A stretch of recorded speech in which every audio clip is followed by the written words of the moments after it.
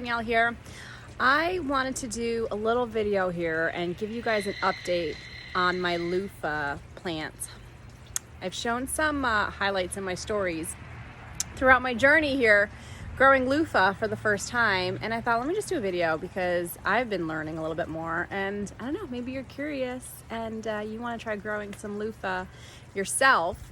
And I am growing them in my vertical gardens here, our tower gardens. It's looking a little crazy right now. It is October 11th here in New York. So we're kind of nearing the end of our outdoor growing season.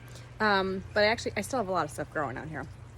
So anyway, I think the last time I showed on my stories, maybe that's better, my loofah plant, I showed that I had like one really big one. I think it was this one down here. And since then, I actually have a lot more that have grown. And now I tried growing loofah last year and I was unsuccessful, and then just was like, whatever, gave up. Figured I'd try again this year. And turns out that was a good thing, because what I've learned through this process is growing loofah takes a long time. This is a patience trying process. So I planted from seed back in the spring, and I've been growing them in my tower garden, which is a soilless vertical garden. And they do take up a lot of space as well. It didn't really matter too much here in my tower because I didn't really mind. They did kind of take over, and they've kind of vined themselves all over, and they have kind of attached themselves to my other tower over here. That doesn't really bother me too much.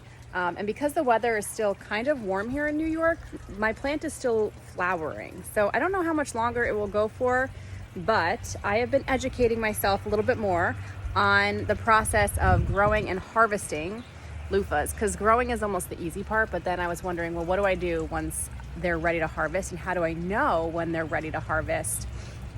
Because unlike other vegetable gourds, things that you plan to grow and then eat, I am not going to eat these loofahs.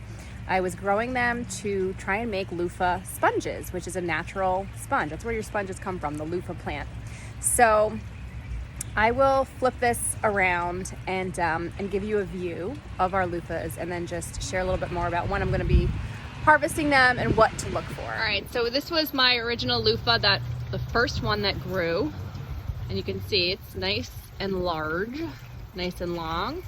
We've got another one over here. We've got some baby loofahs that are still growing. Look, there's another loofah in there. Another one down here. I've got a couple over here. Got a small one growing over here. There may be some more, and I just haven't found them yet. But none of these are ready.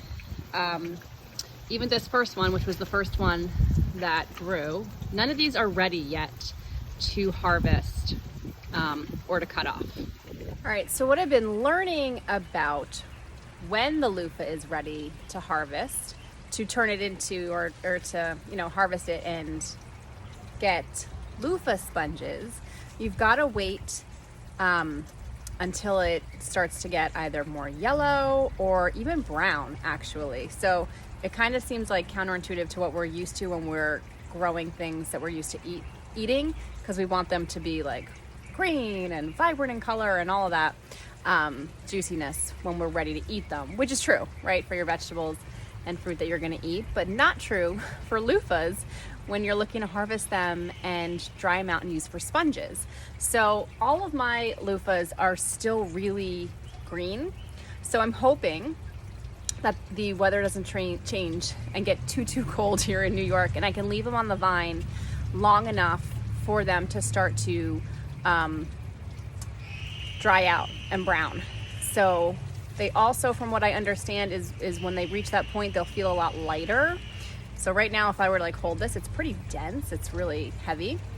And so that's just another sign that it's not quite ready to be harvested off and dried out and used for a sponge. But I'm so excited about this that I will document the rest of my journey here with my loofahs and just show you the process. I'm very hopeful that it's going to work out and we're going to have a bunch of loofah sponges and then harvest more seeds so that we can continue to do this year after year. There's my beautiful rainbow chard, always going strong.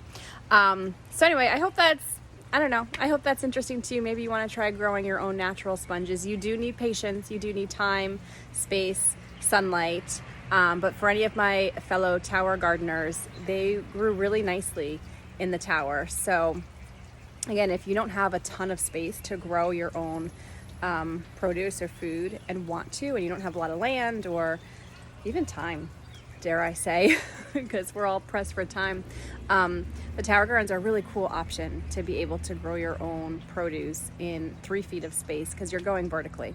So that's it. I hope that was fun for you. I will continue to document my journey here with our loofah growing, and I can't wait for our final product when we have some natural loofah sponges to use.